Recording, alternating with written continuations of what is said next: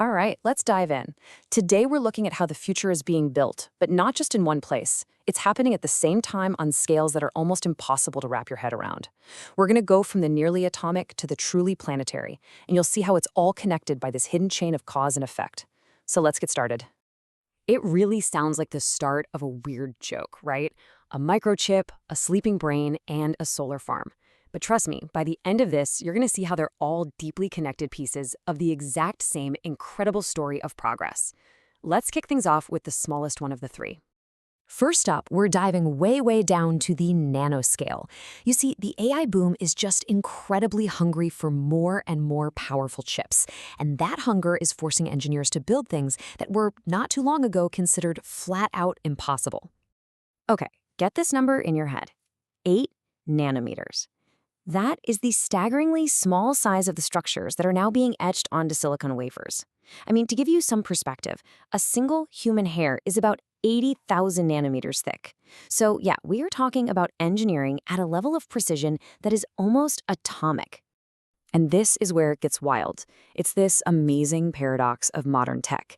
To create something so impossibly small, you need a machine that is unbelievably huge. The tool that carves out these 8-nanometer features is a monster. It's bigger than a double-decker bus and costs somewhere around $400 million. So how on earth does a machine like that work? Well, the tech is called extreme ultraviolet lithography, or EUV. The simple way to think about it is that it uses this incredibly powerful, super precise beam of light to basically paint the blueprints for circuits right onto the silicon. The shorter the wavelength of light, the smaller the stuff you can draw, and these new EUV machines are pushing that idea to its absolute limit. And why are we going through all this trouble?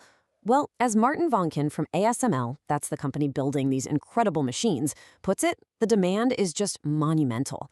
The AI revolution isn't just software floating around in the cloud, it's a physical revolution that's being built, literally on top of these tiny, powerful artificial brains.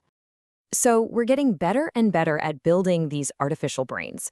And that, of course, brings up a really fascinating question.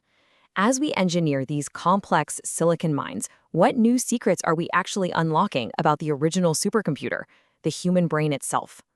Okay, now we scale up. We're moving from the chip to the human level, and we're exploring a truly groundbreaking discovery about what our brains are really doing when we sleep.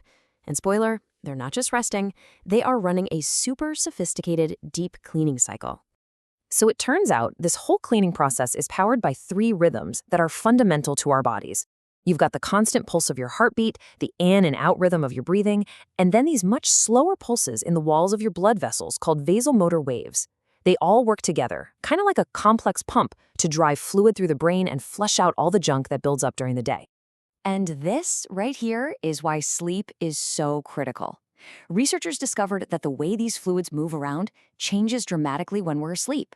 The pulses from our breathing and our blood vessels actually speed up their movement. Circulation gets a huge boost, and the whole waste clearing process just becomes way more efficient. Your brain is literally taking out the trash while you sleep.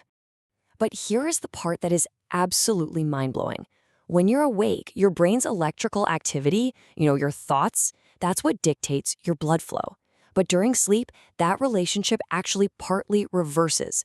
The slow, rhythmic flow of fluid starts to influence the brain's electrical activity. It's a total flip in the brain's operating logic, and it just goes to show how vital this nightly cleanup really is. Okay, so we've gone from nanochips to our biological brains.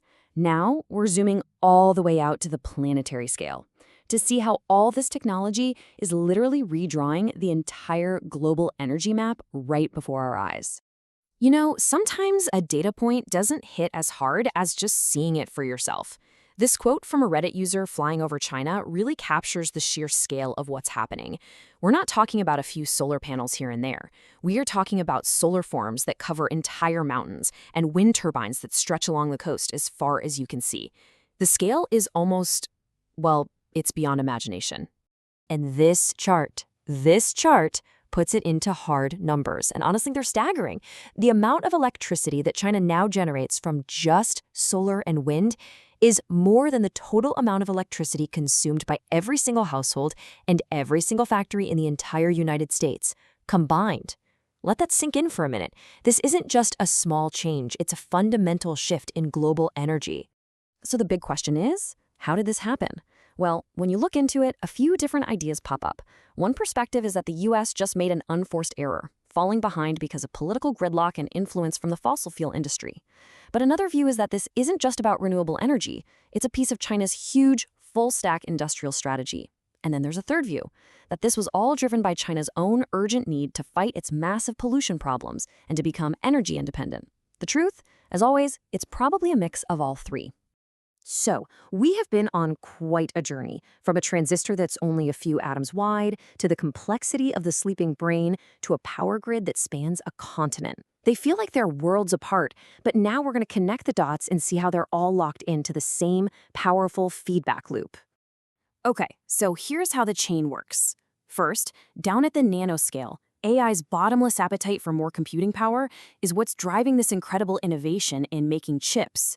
Second, all those chips go into massive data centers, and their enormous need for energy creates a powerful reason to build out renewable energy at a global scale.